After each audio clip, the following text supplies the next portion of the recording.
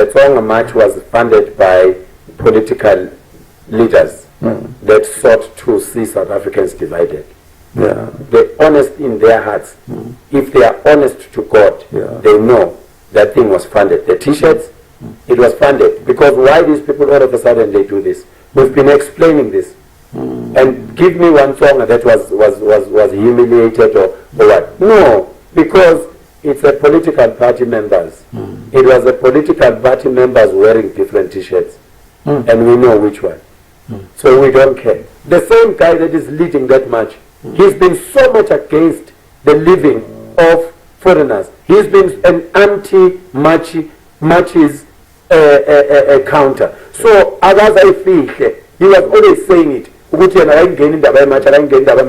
of a sudden, because he can see that this thing is going somewhere, so now he's starting to be smart. That guy is very stupid. He's very stupid. He was not supposed to lead all those people, but obviously it's a dying party. We don't care. He is only fighting for his party.